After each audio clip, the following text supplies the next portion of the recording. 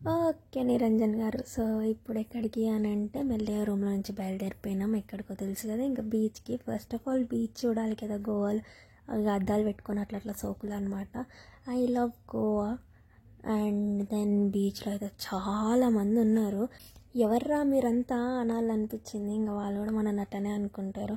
And this is a mandatory video. అట్లా కాళ్ళపైకి water వస్తుంటే ఇది వచ్చేసి ఉయ్యాల ఉయ్యాలైనా జంపాలైనా నీతో అనడానికి ఎవరు లేరు కాబట్టి నాతో గమని.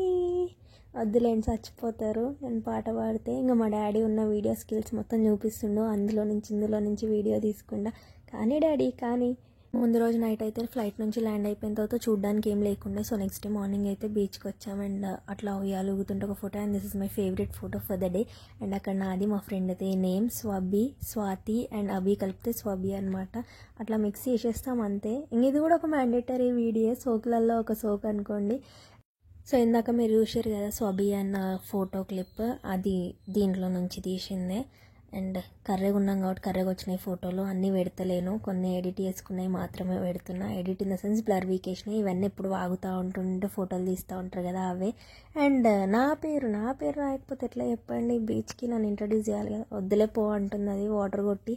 అండ్ నైట్ బయటికి వెళ్ళే ప్లాన్ ఉండే, క్యాన్సిల్ అయింది కాబట్టి మా మామయ్య వాళ్ళు వెళ్ళి నైట్ పార్టీ ఫోటో పంపించారు. Bye bye. See you next short video.